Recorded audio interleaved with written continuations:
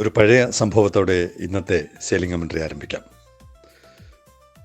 ഇന്നത്തെ റിപ്പോർട്ടിന് വേണ്ടി കുറച്ച് റിസർച്ച് ചെയ്യുമ്പോൾ ഒരു പഴയ കഥ, വളരെ പഴയതൊന്നുമല്ല, ഏകദേശം എഗ്രിമെൻ്റ് സൈൻ ചെയ്ത് കഴിഞ്ഞ ഉടനെ ചില വിവാദങ്ങൾ വരുന്നു.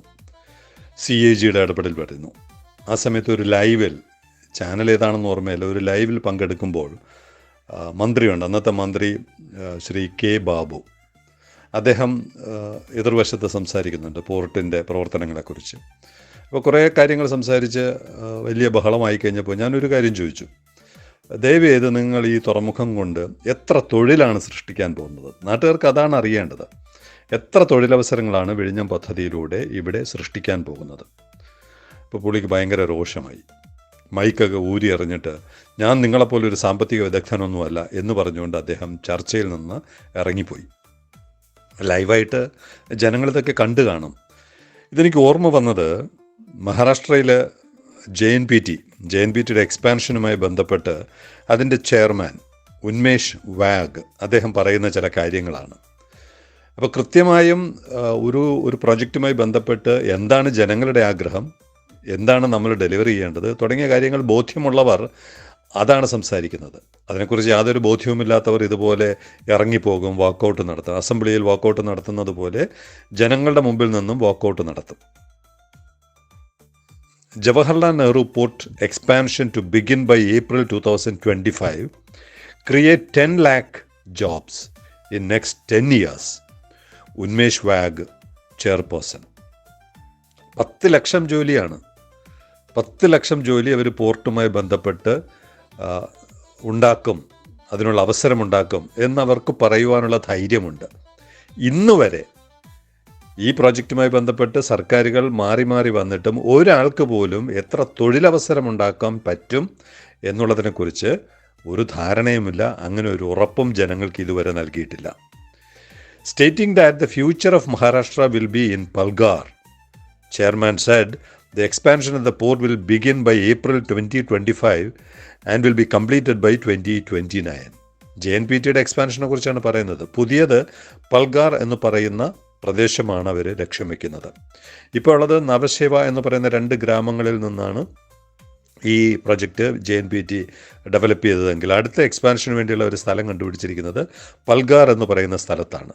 അപ്പോൾ അവിടെ 2025നും 2029നും ഇടയ്ക്ക് എക്സ്പാൻഷൻ പൂർത്തിയാക്കും. അങ്ങനെയാണ് 10 ലക്ഷം തൊഴിലവസരങ്ങൾ അവർ സൃഷ്ടിക്കാമെന്ന് കണക്ക് കൂട്ടുന്നത്. Wagh said the expansion project of the JNPA is in its final stages and with increased efficiency the current capacity of about 6.5 million TEUs is likely to reach 10 MTU. ഇപ്പോൾ അവരുടെ കപ്പാസിറ്റി 65 ലക്ഷമാണ്, 6.5 MTU ആണ്, 65 ലക്ഷമാണെന്നുള്ളത്. 1 കോടിയായിട്ട് അവരുടെ എക്സ്പാൻഷൻ പൂർത്തിയാക്കും. അപ്പോൾ ഈ 1 കോടി ആകുമ്പോഴാണ് 10 ലക്ഷം തൊഴിലവസരം സൃഷ്ടിക്കപ്പെടും. പുതുതായിട്ട്, നിലവിലുള്ളതല്ല, പുതുതായിട്ട് സൃഷ്ടിക്കപ്പെടുന്നത്. ഇതുമായിട്ടൊക്കെ കമ്പയർ ചെയ്ത് ആർക്കെങ്കിലും, ഗവൺമെൻറ്റിനോ പോർട്ട് ഡിപ്പാർട്ട്മെൻറ്റിനോ വിസിലിനോ ആർക്കെങ്കിലും വിഴിഞ്ഞത്ത് എന്താണ് സംഭവിക്കാൻ പോകുന്നത് എന്ന് പറഞ്ഞൊരു ഉറപ്പ് കൊടുക്കാൻ സമയം വൈകിട്ടില്ല. ഇനിയും പറയാം. അങ്ങനെ വല്ല കണക്കുകൂട്ടലുകളും നിങ്ങൾ നടത്തിയിട്ടുണ്ടോ? നടത്തുന്നവർ നമ്മുടെ രാജ്യത്തുണ്ട്, ലോകം മുഴുവനുമുണ്ട്. Explaining the importance of the proposed port at Vadhavan, Wagh said the depth of JNPA is 15 meters and it can only dock ships with a capacity of 17,000 TEU. ഇതിപ്പോൾ പ്രേക്ഷകർക്ക് എല്ലാവർക്കും അറിയാവുന്നതാണ്. 15 മീറ്റർ ആഴമുണ്ട്. അവിടെ 17,000 TEU കപ്പലുകളെയാണ് അടുപ്പിക്കാൻ കഴിയുക. JNPTയുടെ കാര്യമാണ് അദ്ദേഹം പറഞ്ഞത്. അത് കഴിഞ്ഞിട്ട് പറയുന്ന കാര്യം നമ്മളൊന്ന് ശ്രദ്ധിക്കേണ്ടതാണ്. However, Vadhavan has a natural depth of 18 to 20 meters and it will be possible to dock more than 24,000 container ships at the port. 24,000 ശേഷിയുള്ള കണ്ടെയ്നർ കപ്പലുകളെ അവിടെ അടുപ്പിക്കാൻ പറ്റും. വിഷയം അതല്ല. Thus ending India's dependence on Singapore, Colombo and other international ports. അപ്പോൾ അങ്ങനെ dependence അവസാനിപ്പിക്കണമെങ്കിൽ Wadhwan port വരണം എന്നാണ് JNPTയുടെ ചെയർമാൻ ഇപ്പോഴും വിശ്വസിച്ചിരിക്കുന്നത്. അല്ലാതെ വിഴിഞ്ഞം വരുന്നതോടുകൂടി ഇവിടെ എന്തെങ്കിലും സംഭവിക്കുമെന്ന് അദ്ദേഹത്തിന് ബോധ്യമായിട്ടില്ല ഇപ്പോഴും. മനഃപൂർവ്വം വിഴിഞ്ഞത്തിനെ ചവിട്ടാൻ ശ്രമിച്ചതാണോ? വിഴിഞ്ഞം അപ്രസക്തമാണെന്ന് പറയാൻ ശ്രമിച്ചതാണോ ഇൻ്റർനാഷണൽ ബിസിനസ് അവസാനിപ്പിക്കണമെങ്കിൽ, ഇൻ്റർനാഷണൽ ട്രാൻസ്ഷിപ്മെൻറ്റ് അവസാനിപ്പിക്കണമെങ്കിൽ വാതുവാൻ വരണം. വാതുവാനും 18-20 മീറ്ററാണ്. അതിനേക്കാൾ കൂടുതൽ ആഴമുള്ള വിഴിഞ്ഞം ഇവിടെ ട്രയലിന് തയ്യാറെടുക്കുമ്പോഴും അത്തരം കാര്യങ്ങൾ പറയാൻ അവരാരും തയ്യാറാകുന്നില്ല. ഒരുപക്ഷെ അങ്ങനെ ആയിരിക്കും. എല്ലാവരും അവരവരുടെ കുഞ്ഞാണ് ഏറ്റവും സൗന്ദര്യവും ഏറ്റവും മിടുക്കനുമെന്ന് പറയുന്നത് പോലെ തന്നെയാണ് മറ്റൊരു സംസ്ഥാനത്തുള്ളൊരു പോർട്ടിനെ പ്രൊജക്റ്റ് ചെയ്യേണ്ട ആവശ്യം അവർക്കില്ല. പക്ഷെ നമ്മൾ പ്രൊജക്റ്റ് ചെയ്യണ്ടേ? നമ്മളങ്ങനെ ചെയ്യുന്നുണ്ടോ? എത്ര തൊഴിലവസരങ്ങൾ ഇവിടെ ഉണ്ടാക്കാൻ പറ്റുമെന്നുള്ള കാര്യം നമ്മൾ ഇതുവരെ ആരോടെങ്കിലും പറഞ്ഞോ? ഇതാണ് ഈ കമ്പാരിസൺ, രണ്ട് സംസ്ഥാനങ്ങളുടെ ആറ്റിറ്റ്യൂഡ്, രണ്ട് സംസ്ഥാനങ്ങൾ പ്രൊജക്റ്റുകളെ എങ്ങനെ കൺസീവ് ചെയ്യുന്നു തുടങ്ങിയ കാര്യങ്ങളുടെ കമ്പാരിസണാണ് ഈ കണക്കുകളിൽ നിന്ന് നമ്മൾ മനസ്സിലാക്കേണ്ടത്.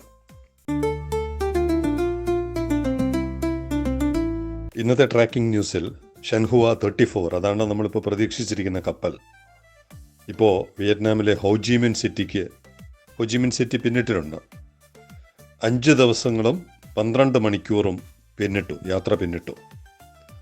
ഇനി 9 ദിവസങ്ങളും 17 മണിക്കൂറും കഴിയുമ്പോൾ 16-ാം തീയതി ഉച്ച കഴിയുമ്പോൾ വിഴിഞ്ഞത്തെത്തും എന്നുള്ളതാണ് ട്രാക്കിംഗ് വിവരങ്ങൾ നൽകുന്നത്.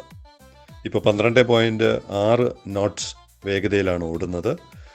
അപ്പോൾ ഇനി നമുക്ക് 9 ദിവസം കൂടി കാത്തിരിക്കേണ്ടി വരും. അത് കഴിയുമ്പോൾ വളരെ പെട്ടെന്ന് തന്നെ ട്രയൽ ഉണ്ടാകുമെന്ന് നമുക്ക് പ്രതീക്ഷിക്കാം. മഴ അടുത്ത് വരുമോ, മൺസൂൺ തുടങ്ങുമോ എന്നുള്ളതൊക്കെ ഇനിയുള്ള ദിവസങ്ങളിൽ അറിയാൻ പറ്റും. എന്തായാലും ട്രയൽ ഉടനെ നടത്തിയേ പറ്റുകയുള്ളൂ. Signing off, Elias John.